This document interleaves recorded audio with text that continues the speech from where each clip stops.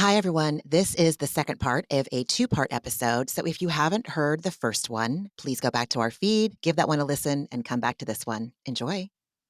And then we head to the table, and everyone is uncomfortable because I think everyone's just anticipating this this conversation to begin. None of this stuff really landed on me. We do as much nervous chatter as we can about Jennifer being nominated for an Oscar. She wore Isaac Mizrahi. Gregory Peck stepped on her train. She was one of two sets of sisters who've ever been nominated. That was like halfway interesting. And then we find out that she's one of only two Chinese American people, she and her sister, who were ever nominated. See, I don't know. I thought these were extremely interesting things to learn about her. Mm-hmm. I thought they were fascinating, and I would understand if she had pride in those. Meg, her sister, is a luminous actress. Like, she's given performances that were chilling. And Agnes of God is, I often wonder, like, why she has left acting. Like, 'cause she's so good. I thought it was an interesting conversation. And then it delved into some low-key fucking racism and fetishization. Erika Jane says she's 10% Native American. Like, how many white people do we hear saying, oh, I'm 3% Cherokee or whatever? It's just... Well, even the fact that that didn't become the conversation. Like, I was fascinated to learn that Jennifer Tilly's dad is Chinese. Mm-hmm. And the fact that nobody says, like, isn't it interesting to be so white passing? And you know what I mean? Because I'm sure there are Chinese Americans watching this going like, okay, but you're not exactly like representing to get us more visibility in this industry, or do you know what I mean? I can absolutely see that. Yeah. So I feel like there could have been a whole conversation of Erika and Jennifer Tilly representing whatever parts of their background make sense to them, but acknowledging that it's in a very white passing way to the point where nobody at the table knew or would have guessed, you know? So, yeah, because the whole table was shocked to learn it. Yeah. When she said it a couple episodes ago, I was surprised to learn it. I didn't that's know. what diversity used to be in Hollywood. When I first moved here, my writing partner changed her last name because it was too indicative of her heritage. So she changed it to this very like neutral sounding American name. Her first name was still indicative of, what did they call it? Oh, you went through this too, where the goal was to be ethnically ambiguous. Yep. That was the fucking assignment. And so my writing partner had to shift her fucking identity so that we could get meetings.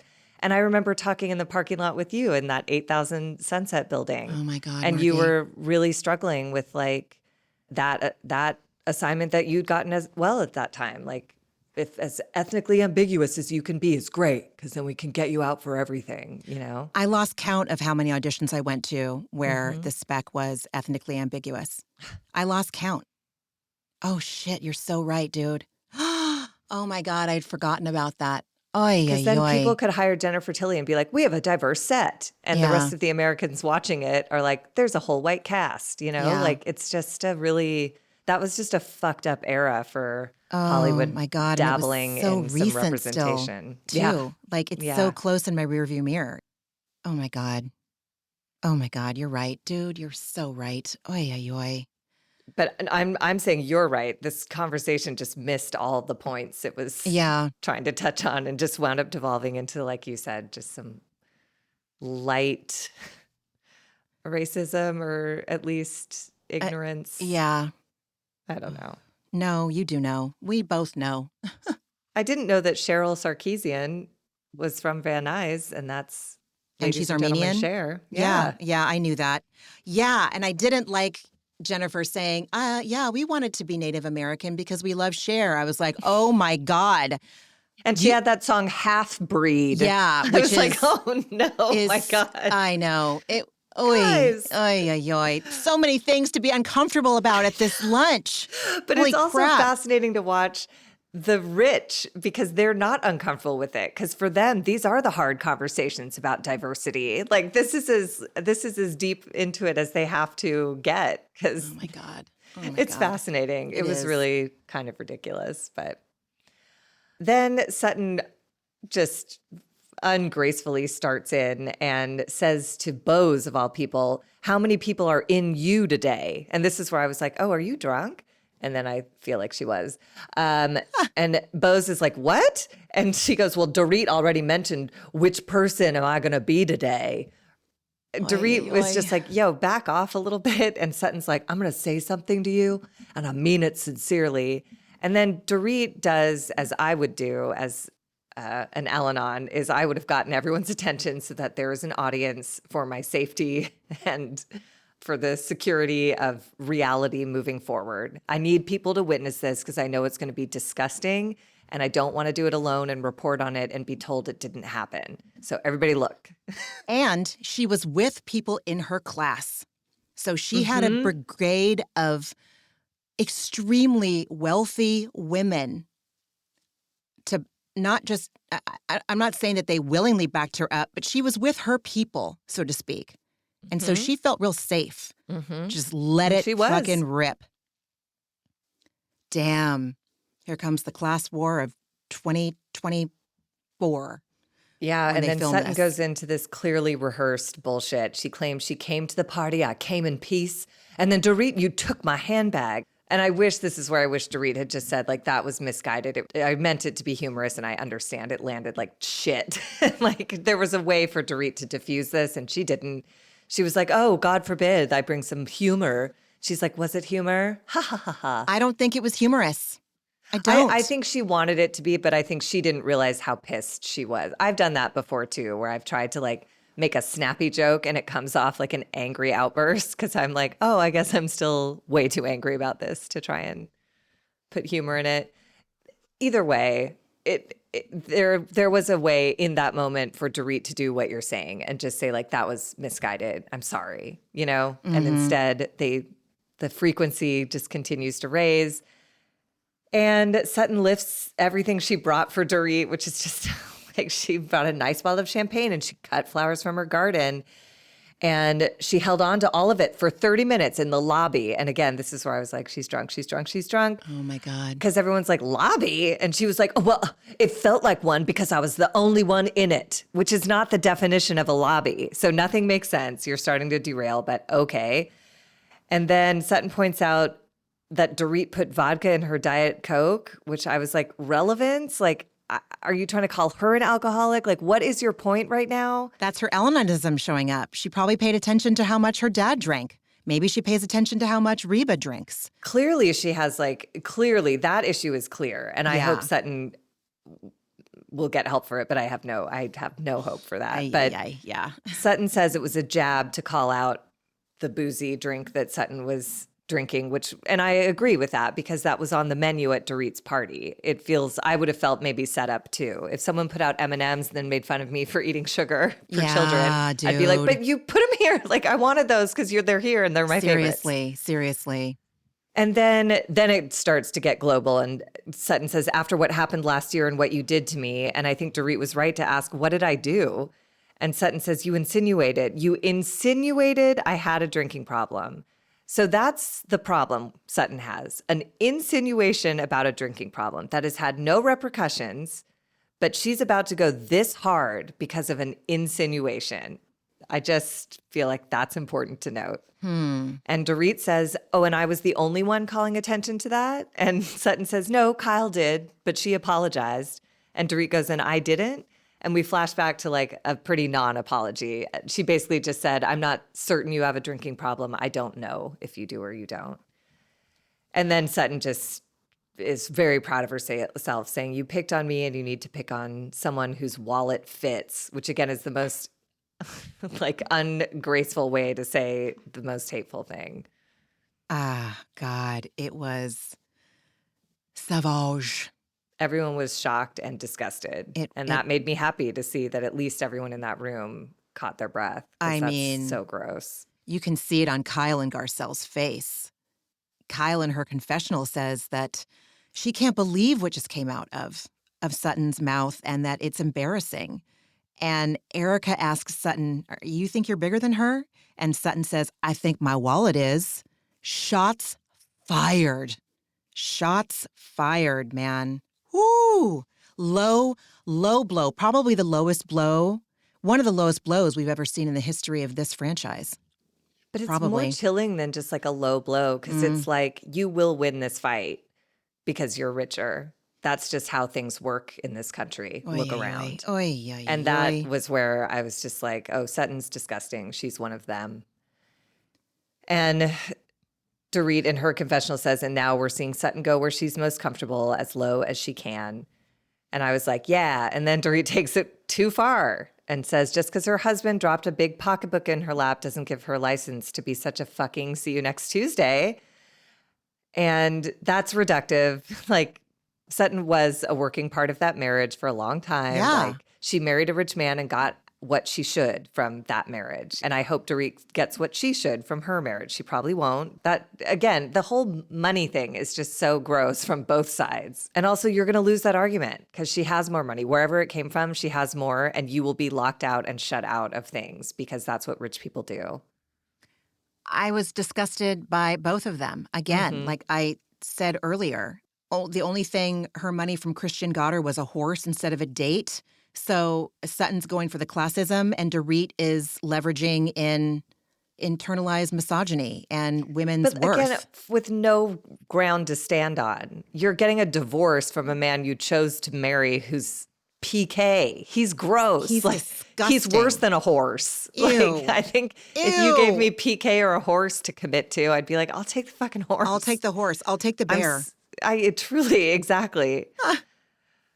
So Sutton says, pick on somebody else, and Erika pushes her and saying, what does money have to do with it? And I was glad because Erika was in a similar situation not long ago. Yeah. And Sutton tries to then say, it doesn't. I'm just trying to get her to back off. And then she starts repeating, I'm tired of it. I'm tired of it. I'm tired of it. I'm tired of it. And I'm like, she's wasted. Oh my God, you're right. She had a fucking roadie. She always had has a roadie in that car. We saw it in Augusta when they landed at 9 a.m. and she had a full fucking my ocean spray and vodka. The woman so- does not get in a car without getting drunk. I am blind to this woman. I am blind to her. Or Why? I'm wrong. What is it? You know? Dude, you're not wrong. You're probably not wrong. know. There is so much evidence. I need to wake up. I need to wake up. I'm just keyed in. You know, I need to calm down and just live and let live. But like with Sutton, for some reason, it's just so. It's because she's your dad. And She's the your way dad. she takes it out on everyone around her so she can protect her precious. She needs to tell everyone you're broke and worthless so that she can drink in peace. That's the goal here. All she wants is for people to stop talking about her drinking. And like, again, if it wasn't a problem, there wouldn't be anything to talk about. And also, I am concerned. Her dad did have a problem and he died of it. So it would be worthwhile for Sutton to look into this shit. You would look into your heart if your family has congenital heart failure. You'd get a regular colonoscopy if you have Breast cancer runs in your family. You definitely get your mammograms and your ultrasounds and oh my she God, has you're deadly so right, dude. alcoholism and depression in her family. Oh my God. Deadly. Yeah. She ought to look into that. But Dorit is going about bringing her attention to it in all the wrong ways. So I can't blame that. But Sutton says, yeah, this is where we get that confessional where she says, I don't regret it. I won't regret it. I'm proud I said it. So with time and space from the event, having sensed the reactions of everyone around her, that was her choice, was to say those things of calling Dorit poor. Oh, Jesus Christ. It's not good. Not cute. It's not cute. It's butt ugly. So Dorit compares Sutton leaving her house to Kyle leaving Bose's wellness day. And Sutton says, I left because the hostess did not want me there. I agree with that. I agree. I think that Dorit, she displaces her anger at PK's drinking onto Sutton. I don't think that that's a revelation or anything, and it's probably like super obvious, but yeah, I mean, I stand by my assessment last week of everyone was being terrible and Sutton absolutely should have left. But Dorit is right to say, did I call you a bitch? You know? And this is where we'll just chase our tail because in that event, everyone was awful. Nobody performed well. And so that's just dumb. And then Sutton, her answer to Dorit asking, did I call you a bitch? Sutton says, no, I should have called you a fucking bitch. Dude. And it's like, what are you doing? So, okay. And this is what shocks the table into total silence. And that's where I just wrote down, oh, this is classic alcoholic behavior. They will find a way to shut everyone up to feel powerful and regain God, control. Margie. And that's what she did. Oh, my God. You're right, dude. You're right. And Dorit, to her credit, in that silence, and you know that silence, I know you do, like when the alcoholic has had an outburst and the room goes quiet, Dorit quietly starts turning to people and saying, oh, and I'm the one who's mean. I'm the unwelcoming one. I made her uncomfortable. And in her Dorit's confessional, she says, I'm so over Sutton's bullshit. Honestly, I don't want to be around someone who is as tacky, low, and classless as she is. And what I appreciate in that assessment is she did not say alcoholic, drunk, anything. This is a character assassination, not a condemnation of your drinking. And I agree with that. I think Sutton has surpassed alcoholism as an excuse. This was the grossest display of everything I fear that the ultra rich are. She is. I think there's definitely reason to think a majority of them are. And I think that there are some ultra rich people that are extremely kind and oh yes, humble, and we'll never see them on a Bravo show. You're right. Like that's not their. Yes, we would never. Yes. No, yes. And I don't mean to condemn the ultra wealthy as a community. It's just like my fear when I walk into a room wearing something that I bought at Nordstrom and everyone else is in couture. When I've walked into those parties, my fear is that I leave and these are the conversations that are had. I understand that. Where they're like, she's disgusting. What a poor pig, idiot person. How would she even move through the world in that stupid outfit? Yeah. So it's just my own insecurities because there are rich circles in my life and there are some where you feel welcomed and everything about them is so generous and I feel like I would be totally relaxed at Jennifer Tilly's house and I would be totally on edge at Kyle's house. No? Just because of who they are as people. Like, I don't think Jennifer Tilly would, I don't know. Well, maybe not. I don't know. I'll never wind up there. We see Jennifer Tilly interact with her ultra rich friends. And we see, I don't know that we see her interact with the non-ultra rich. So maybe she just doesn't. I don't know if she does. She probably doesn't. I don't know. No, I don't know. I think you're right. I take it back. Like last night, she was on Watch What Happens Live. She and Crystal Minkoff were on, and it was very entertaining. But they're both ultra rich. And I think that her friends that she invited are ultra rich. And you know, when she referenced Talitha or Talitha Getty, Getty is, ultra rich, like beyond rich. And she was a fashion icon. And like, I don't see Jennifer Tilly coming up to me, even though my caftan is fucking fabulous. I don't see her coming up to me being like, that's a fabulous caftan. I don't know. No, I'm sure I would feel uncomfortable anywhere. I want to maintain a... what do I say? Like a realistic, I don't know. That's all I'm going to say. I'm just going to stop there. Yeah, no, I think you're right. I think you nailed it. I think I just wouldn't occur to a person like Jennifer Tilly. I think you're right. She only interacts with people in her very specific tax bracket. And like, that's fine. You're allowed to do that. You make sense to each other. Yeah. They relate. Yes. Yes. And then Dorit says, does anyone have a mirror? Because, and then Sutton, the idiot, goes, because Dorit needs a touch-up. She needs a touch-up. And Dorit's like, no, this is a whole condemnation of you. And says she needs a fucking mirror to hold up in front of her face. And I thought that was fair. Oy, oy, oy. Oy, oy, oy. Garcelle, I appreciated this in 12-step rooms. Probably in therapy. I have been taught, I have been encouraged to, there's my part too. Like there's my part. And Garcelle gently asks Dorit, what about you saying, I'm sorry that was a terrible joke and I take it back and then we're done?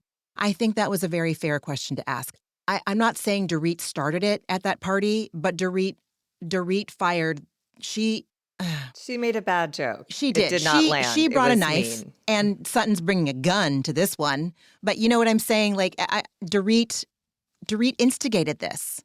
If she hadn't made that comment, this conversation wouldn't be happening, I don't think. I think Sutton came ready for a fight. Oh, And I think absolutely. something would have erupted, but yes.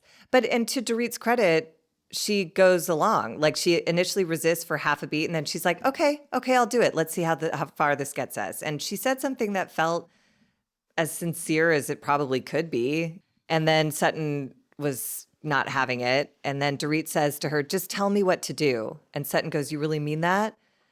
And Dorit starts to actually apologize and say, like, you know, I didn't mean anything. Had you said to me that was inappropriate? And Sutton's like, I did.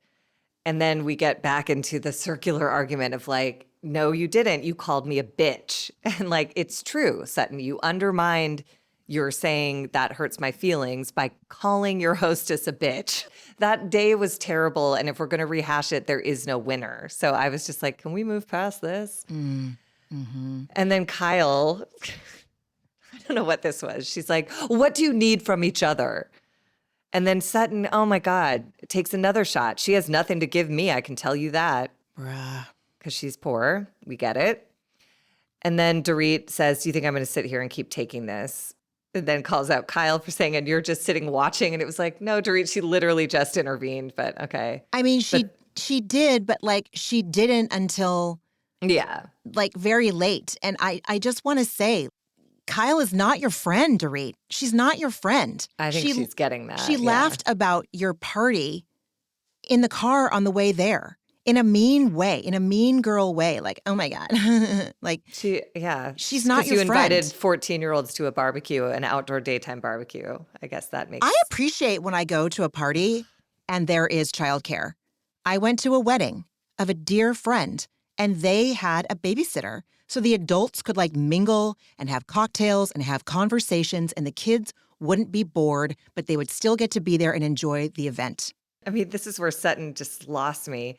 I don't even know what she meant by Babysitters Club. Were there actual babysitters there, or was she just talking about the fact that there were young families there? Like, I don't know what her problem is, which is also my problem with alcoholics. Is it's just these like generic, I hate everything statements. And I'm like, but I can't fix anything. If you just say you hate everything, then we're doomed. Yeah. Like, I can see that. I can see that. And then Dorit asks, like, do you think she really wants to have a productive conversation, let alone a civil one? And then we get lots of shots of Sutton mean mugging this whole time in that drunk position, as far as I'm concerned, where the head nods down a tiny bit, but the eyes stay up. And Sutton suddenly now decides they need space after she could have started with that, but instead she decided to call her poor and make her feel like shit. But now we get here to we need space. And then they switch seats and the potatoes come. Oh, my God. And then Faye Resnick says, all right, Dorit, you know what people say about you? They say you're always late. Sutton, I drink as much as you. We all have our little buttons. Busted, Sutton. Oh, my God. You're right. She, a broken clock is right twice a day. Yeah, she says we all have our foibles. Nobody should be put in a box because of it. We don't want to be judged. We don't want to be labeled. We just want to live our lives. And to some degree, I'm absolutely on board with that philosophy. I have plenty of flaws and defects. And if I am defined by those, I am fucked, I guess. Jennifer Tilly does say to her friend, you know what? Dorit seems like she's rubbed raw. She has a lot going on. She's in an emotional state. Poor Dorit. So she wasn't just watching for entertainment and shits and giggles, just eating her canapé. She was paying attention, She's been through divorce. She is rubbed raw. We can all tell. It's palpable. And then Sutton again in a confessional, again, with having time and space to think about this, says, no, not poor Dorit. She's mean as hell. We're done. I don't care about her at all. I just am like, oh, Sutton. Yuck. So at this point, Dorit has left the table, and Kyle gets up to see how Dorit is doing. I don't even know if she wanted to do it or if she felt like it was duty to do it. I don't trust this woman. I think she's a mean girl. Dorit tells Kyle that she keeps saying to herself, don't go there in regards to like hitting back at Sutton. Because if I go as low as Sutton does, I will fucking eviscerate her. I doubt it, but then I thought I doubt it, but then I remembered what PK said at their dinner where she fat shamed him, and he said he was single, PK. When he said if the waiter knew how we talked to each other, we'd get kicked out. So Dorit might be capable of going as low as Sutton does. I don't know. But she says, I don't want to go low. I appreciated her restraint because, again, I know that feeling. When I'm up against someone who's coming at me and I feel like I'm in the right, again, I was raised by lawyers and I know what I'm capable of, and it feels great in the moment and instantly feels awful. I instantly want to die. The words come out and I'm on a high, and the second my breath stops, I want to die. And once you've said it, that's who you are. It's like, Sutton, I will never not think of her as saying this whole exchange about you're too poor to pick on me. So that's who you are now. So I appreciate Dorit's restraint. It must have been pretty compelling to want to fight back. And she just undramatically left the table. You're absolutely right. You're absolutely right. It is such a, when you practice that restraint, it's like, okay, I'll speak for me. Like the physical sensations I'm having in my body of holding back what I want to say. It's like I'm so tempted. I know what it will accomplish. I mean, it takes a lot. It takes a lot of mindfulness amidst the rage and the injustice that you perceive you're experiencing. It's a rough choice to make. It's a good choice to make, but it's hard in that moment. Because like you're right. Grinding. It does feel, it is. You're absolutely right. Keep it in. But I think the times that I did do it, and this was, in my younger years, in my like early 20s, I let it rip a couple times. And then I could see to those people, because I would say I wanted to hurt them. And so I would say personal shit, but it was like coded, I was very skilled at it, but I felt like shit about it. And I could feel that they looked at me that way from then on, as like, I can't relax around Margie because I don't know what she's taking stock of that might come back to haunt me. Because of course, anything I brought up in that fight had nothing to do with the fight. It was all shit that suddenly came back to me and like, I'm right. I'm so right. Here's all the ways I've been right all along. And if those things had actually bothered me in any moment for real, I would have brought it up in the moment.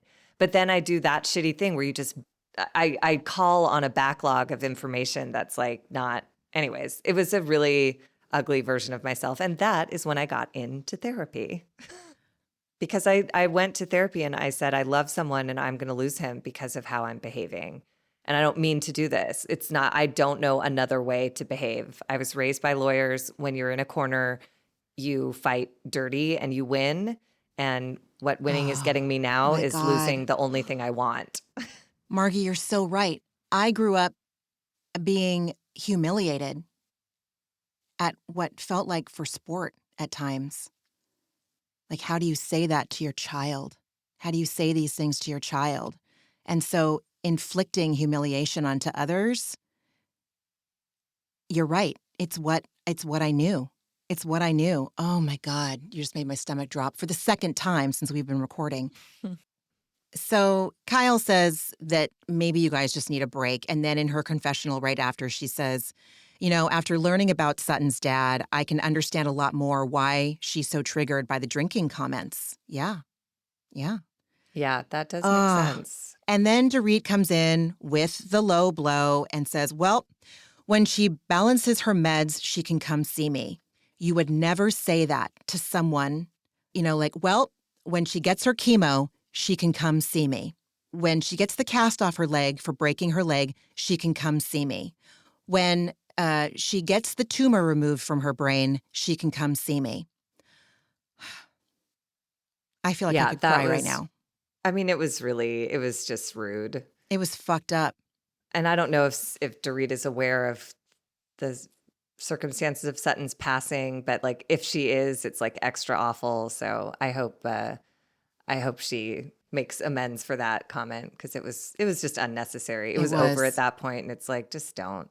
And like you said, it almost brought you to tears. That's the shit she was sitting on in that chair at the table. when she You're said, right, I could have dude. eviscerated her. Like that was one of probably a million things that were occurring to her. And instead she just sat there and said, I'll wait till you're done. This isn't productive. I'm going to get up and go. And to my me, God, that's like, dude. holy shit. Like that is Olympic restraint. Mm. And Mm-hmm. Dorit in her confessional just says what I wholeheartedly agree with. She says, I'm so over this woman. She's gross. I don't have any will or desire to try again. I just want to go home and leave this bitch to enjoy her big wallet. And I think that's all there is to it. Ay, ay, ay. If that's clearly all that matters to Sutton. So go ahead and revel in your cash. That scene was brutal. Brutal. One of the most brutal scenes I've ever seen in the history of the Housewives, period. Yep. Yeah. Yeah. Brutal. That was savage, cruel, ruthless. Oof. Then we pivot to the last 3 minutes of the episode where the headlines of Mauricio with the woman in Greece at the airport, the blog title and the photo heard round the Bravoverse, we all knew exactly which picture it was before we even saw it. We see all of the ladies talking with each other. Erika Jane FaceTimes Kyle. I want to point out that Kyle is wearing a hat that says, my other hat is a Stetson. Stop. Are you serious? The mouse go, Kyle. Oh my God. Her whole identity is it also totally undermines her upset at this because that's like Morgan Wade is her life, Even her baseball hat is sort of a light shout out to Morgan Wade. It's like, well, don't cry about this then. She's Gwen Stefani-ing right now, dude. Taking on the whole Blake Shelton, Oklahoma farm ranch life. Oh my God. That's hilarious. I did not catch that detail, but I love that you did. I'll notice anything about Kyle Richards. Oh, I'm sick. It's sick. I am, not perfect yet. Erika asks, did you know this was coming? And Kyle says, not at all. And Erika asks, do you know who this person is? And Kyle has no idea who she is. And Kyle says he didn't know this was coming because he was in Europe. And Erika Jane is not. She's so skeptical. And I think everyone's skeptical. And Kyle says, listen, they've gotten me in Europe. And I didn't expect it. This whole conversation, I feel like it added more evidence that Kyle sets up her own pap walks. She knows how it works too much. In the last, month, maybe 2 months, we've seen her with Morgan and Lisa Rinna. We've recently seen her with Morgan. Where were they? The hospital room with Teddy. That really one. In bad shape. There was also one when they were on the street. They're always holding Starbucks cups, I think. And I don't know. I feel like Kyle sets up her own pap walks. This is how she knows how it goes. Kyle says to Erika, he definitely did not do this on purpose. Is that what you're implying? And Erika says, I'm not saying he did this on purpose. I am thinking that you can't be naive here. And then we pivot to Sutton, who is talking to Garcelle, and she says, this wasn't an accidental paparazzi shot. This was a planned photo. Garcelle disagrees. And I was like, okay. And then in the Sutton's confessional, she says, listen, I was at that airport when Jennifer Aniston was there, and there was no paparazzi. And Sutton theorizes that Kyle and Mauricio are using the paparazzi to tell their War of the Roses story, and that he planted these photos to get back at her. I think that's crazy. I think they landed at this very private airport that Jennifer Aniston went to with no paparazzi. I think there was a Bravo fan who took that picture and sold it to the paparazzi. I do not believe there was a Harvey Levin satellite at this airport because I imagine celebrities and high-profile people go there because they do feel safe. But you're not safe from a Bravo fan. We're everywhere. We see you. I wonder who is getting the credit. If it's Backgrid, I would guess that it's probably a set shot. But I don't know how. Maybe. I just don't know what they stand to gain. Kyle, her whole relationship, I don't know why she would set up paparazzi shots because Morgan's whole problem was that Kyle was a public figure. So she would be putting that relationship at risk. We only know Morgan's name. I only know Morgan's name. I don't know if everyone who watches this show didn't know who Morgan was. I did not know who Morgan Wade was before she started dating Kyle and she was on the show. Right, but it was after that season that Morgan was like, "Oh, I don't like this." Right, And then Kyle erased her and was like, "We will not say her name. We will not acknowledge her existence." God, So yeah. I guess I don't understand what they have to gain from this. They're not currently going through a divorce. It seems like it would just be done to harm one another, and I don't see Mauricio doing that because he does seem a little bit in touch with the fact that his daughters will be more harmed than his wife. Interesting. Because Kyle's moved on. So it's not, nobody wants to see their ex making out with the next girl, but I just don't, Nobody I wants. think Mauricio's got too much other shit going on to like call backgrid to like get a shot at the most private airport in Europe. Like that just seems like a weird way to spend your time after traveling with your daughter, visiting your guy friends and making out on your way to make out with a hot model. Interesting. I don't know. But again, I'm not a rich person, so I don't know. Maybe this is what they do with their time. I mean, like what you say, like no one wants to see their ex, like with half-dressed influencer models on the ski She's slopes. gorgeous, this young girl. When Oh, his yeah, other right, picture, that too. Right. that one was egregious. I don't know. Was that a selfie that he took? That I think he posted. I think he was having a moment. Oh, And again, God.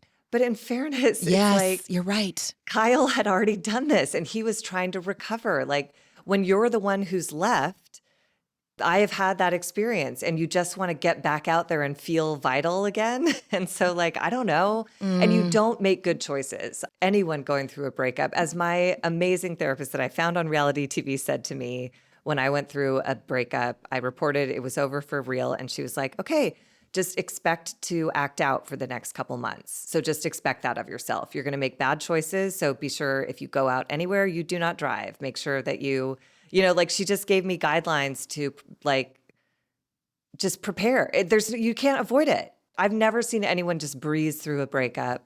I don't know. I have a tiny bit of compassion. I think it was disgusting that he posted that, but I absolutely have been in the position where that would have felt like the thing to do. To be like, I'm fine, I'm happy. Look, I have 2 and they're young. I'm gonna be fine. It's like, it's such a crazy headspace you enter into. I love that your therapist said that to you. You've said it before on the podcast, and I remember you saying it to me, when she said it and you were going through it. And it's sage, man. That advice, that guidance, that encouragement is just, it's so tangible. It's real. You can do it. It's not like you need to love and accept yourself. It's like, listen, this is what's going to happen. Expect it. That's the reality. And it took all of the shame off of it. Yeah. And I didn't even, because when that engagement broke up, as you well know, and I publicly talk about how I lost my whole mind and I made a lot of really weird choices. But I didn't do that when and it was the relationship with the same length of time. And there was a lot that was lost when that went away. But I swear to God, her just telling me to like expect to act out took all the shame off of it and made it less interesting to do. Because I was like, oh, this is just expected. Well, then, yeah, dude. There's nothing like sneaky or satisfying about it then. So I'll God. just go ahead and go home and cry and get over this. It would have been so helpful for me if, back in my dating days before I met Josh, if my therapist would have said like, listen, expect to online stalk, expect to casually ask in your mutual circles, oh, so have you seen blah, blah, blah? Or, just happen to go to the bar that you always used to go to together. Like, it would have been so helpful because, yeah, you do. I felt so much shame online creeping. I felt shame knowing I had ulterior motives, like thinking I was fooling people, like asking or like, oh, let's go here, Yeah. Oh, my God. Oh, my God. That's the best. Yeah. That advice is worth our fee in itself. It is everything, because it also dissolved the fantasy. So I would, of course, drive by this man's house, because I was going through a breakup and I was crazy. And I wanted to see if someone else's car was there. I was on my way. It was on my way home. Totally. Crazy. Totally. But I would drive by and it would literally occur to me like, oh, you're just acting out. You're just acting out. You're not going to reconcile. You're not going to go in. If he comes out and sees you, you will be embarrassed and you're just acting out. And like, to all the people who clutch their pearls when people tell stories of what they did in a breakup, I say to them, then like, you weren't really in love. Like, I don't know how you go through a long-term love relationship and just come out and take a deep breath and go like, onward. Oh, what's next for me? It's just, it doesn't fucking work that way. I know. It just doesn't. It doesn't. Oy, oy, oy. Anyways. You're so right, man. Oh, Margie. Wow. All roads lead to Bravo. Reality TV is not trash. And this, the fact that we've been talking for over 2 hours about this episode is hilarious. It is hilarious. I thought we were going to breeze through this I one. did too. Oops. I really did. I really thought we were going to breeze through it. Jesus. Anyway, I love it though. I love talking about this with you. Friend, what else did you watch this week? I watched I finally started watching White Lotus, and it's great. I know everyone's so disappointed in the theme song, but I don't care. The acting's amazing. I didn't know that. I mentioned this because it connects to Bravo, because apparently Mike White, the creator, writer, director, based one of the families off of Southern Charm characters. And I was like, so delighted. All roads lead to Bravo. All roads lead to Bravo. It's so Parker Posey's family. Yeah, it makes total sense. Once I read that, I was like, I know exactly who this is. And whether it's true or not, they run parallel for sure. And so I watched Southern Charm, Southern Hospitality, and then I watched both episodes of White Lotus so I could be caught up with the rest of the world. I am not caught up. I haven't started. I hadn't started either, but it was starting to become so much a part of everyone's conversations that I was like, if I'm going to be a social person, I've got to watch this, because otherwise I just sit there with my hands folded. And I hate spoilers so much. Like, I don't even like when people say it's so good. You know, like, oh yeah, there's one thing though. And I'm like, no spoilers. They're like, but this isn't a spoiler. I'm like, I don't want to know anything. Prestige TV, movies, they're sacred to me. I want to go in not knowing anything. Maybe the cast, obviously. Obviously, we know the premise of this show. But you know what I mean? Like, I go in with reverence. And it is my favorite art medium. TV acting is, beautiful TV, beautiful writing. My point is I need to watch it because it's gonna be, it's in the zeitgeist, dude. I just had other shit going on, which was pretty rad. I was actually really glad. So, What else did you watch? Well, when I was in Portland, I watched, my sister is really behind. So, I and my niece, I watched it. So that's right. It would be my niece, and my sister watched it. Is that correct grammar? My niece, my sister, and I? Yes. Okay. Thank you. My niece, my sister, and I. God, how am I? What is happening? What is happening to my brain that I couldn't? It's not important. Jesus. We communicate through like memes and emojis now, so it actually doesn't matter. You're right. So my niece, my sister, and I, we watched an old episode of Beverly Hills. And then we indulged in a little the trashiest of TV, or one of the trashiest of TV. And we indulged in an early episode of season 7 of 90 Day Fiancé. I watched a couple of Laker games with the new Laker, Luka, and chef's fucking kiss, man. I'm pumped. And, Potomac, both episodes of The Reunion. Oh, I haven't Karen's watched this. sentencing is today. We're recording this on Wednesday, February 26th, and her sentencing is today. Oh, I gotta see what it was. I understand this is her fourth DUI. It's her fourth DUI. So all other methods have not worked. So I imagine this will be jail time. And just because it's her fourth DUI, that only indicates it's the fourth time she was caught. Right. So she's got a habitual situation here. Someone on Reddit said who was a self-claimed, I think, alcoholic. There was a whole discourse on it. I sent the link to you and Beth yesterday. Oh, yeah. I didn't open it yet, but I will. Yeah. Someone said, if this is someone's fourth DUI, I guarantee you that they've driven drunk between 200 to 1,000 times. And I was like, easily. It's habit. Holy shit, you're right. And Karen is not taking any responsibility. She's still blaming it on things, blaming it on antidepressants, which people in the Reddit discourse were saying she means Xanax. She's talking about benzos. She's not talking about antidepressants. There's no excuse. When you're prescribed those medications, they're like, It's insane. Again, having seen that footage, the body cam and dash cam footage, it's just like the fact that she even took this into the courtroom and didn't settle is insane. But my guess is she didn't settle because they would only give her a deal with jail time. So I think she took a shot at trying to get out of jail time, but she's screwed. She's so screwed, man. Or she's saved, actually. Very good she's perspective. So lucky that she's not in jail for murder, vehicular manslaughter right now. Oh my God, Margie, that's such a good point. This is a fucking blessing. 4 DUIs? You can't do that. They revoke your license here. She did have a revoked license, didn't she? I think she was driving with a revoked license. Don't quote me on that, but I'm fairly, I think that she was. I mean, that was one of the charges.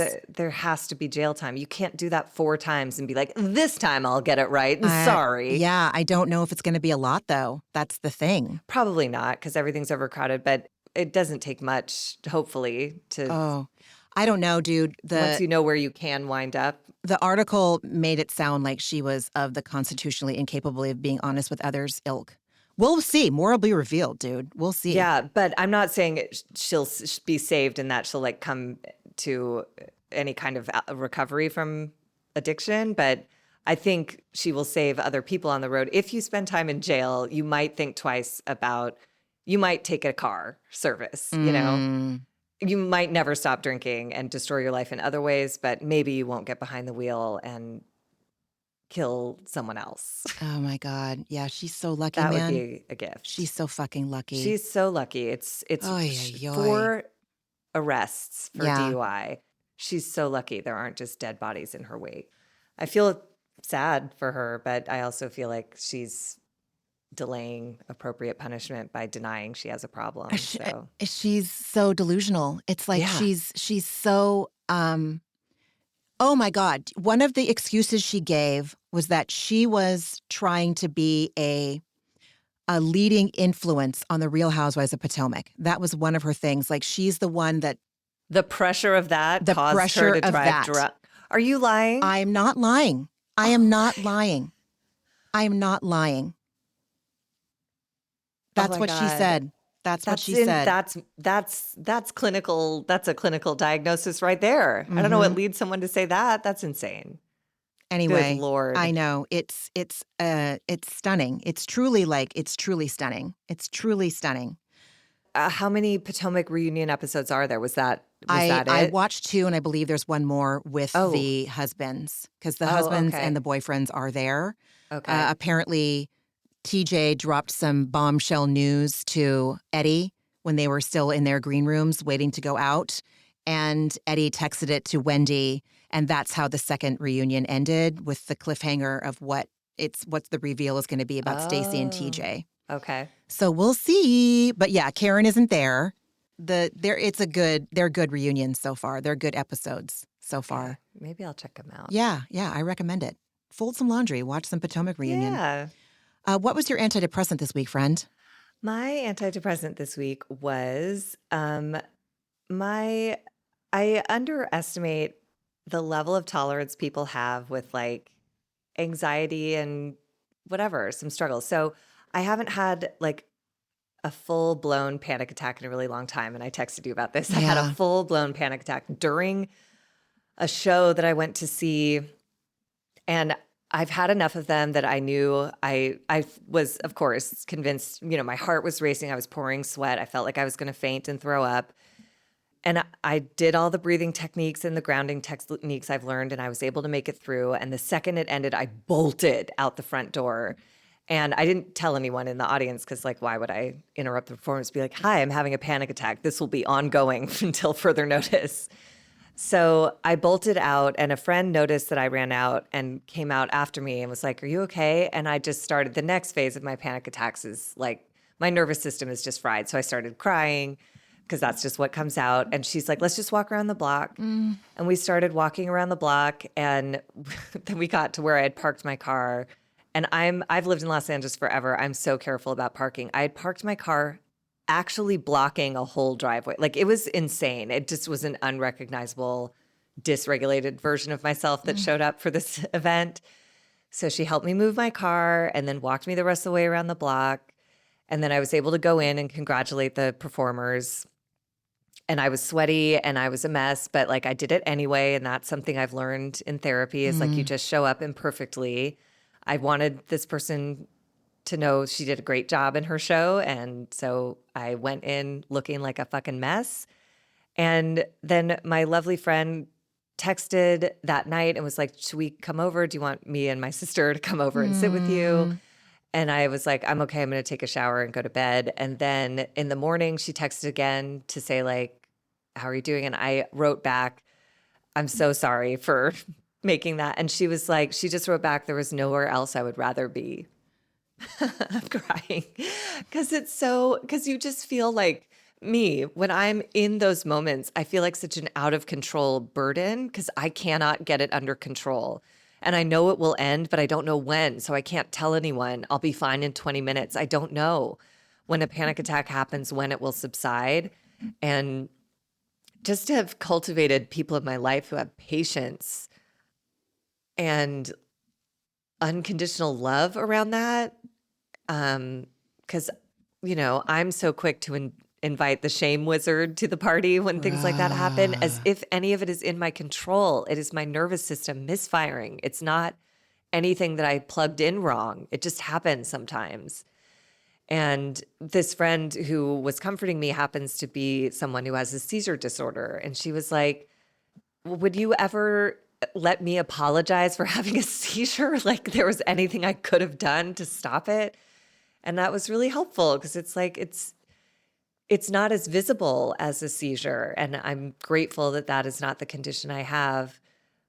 But I appreciated the analogy because it is as not in my control. I feel it coming on. And by the time I know it's happening, it's too late. It's already started and the ride begins. And I just have to stay on it until it rolls to a stop. So, which it did the following morning, which I'm grateful for. So anyways, I'm just, my antidepressant is just, sometimes you don't have to call on friends. Like sometimes they're just like there. And that is a really beautiful thing. So that was my anti-anxiety antidepressant this week. I want to tell you something that I'm sure I've told you so many times, that when you or any friend reaches out to me when they are in dire distress, any kind of distress, it is a fucking honor because I know that they trust me. They trust that I will take care of their sweet, tender hearts that are hurting so bad. There's nothing better than that. I love showing up for you, even when you don't want to let me, even when you probably feel like you're not worthy of anyone showing up for you. I can't tell you how much my heart is filled with like joy that I think I know who you're talking about. And I echo every sentiment. And it's an honor to show up for you. It's a fucking honor.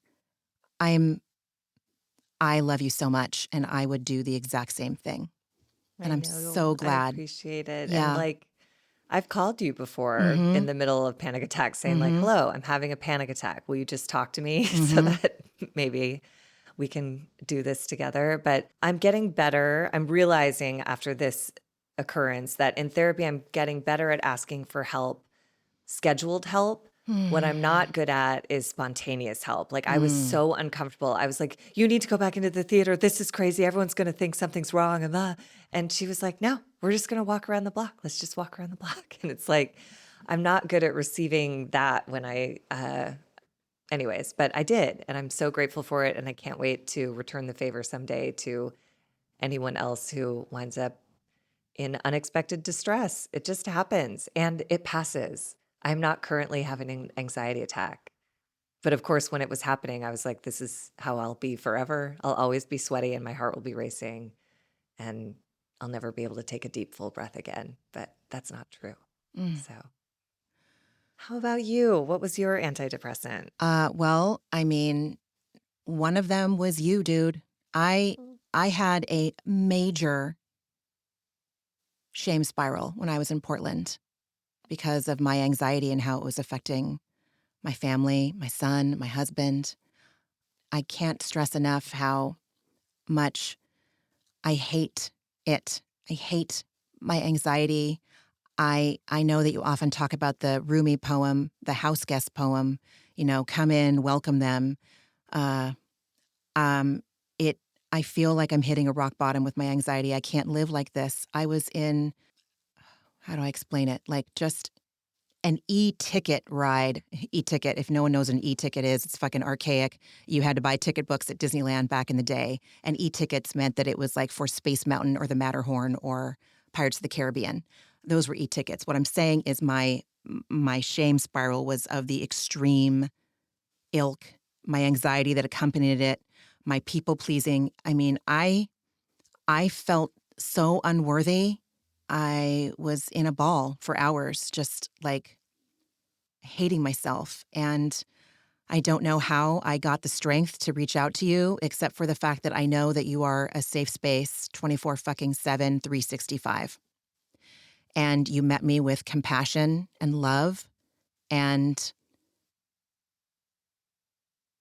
loving suggestions and just validation, and that I wasn't alone. And I was able to let you in, and it helped the rest of my trip there be better. I still, like, my anxiety was so bad that it was like, like my sister, my mom had to say something about it, like several times. And then the other one was when you texted me yesterday with that meditation.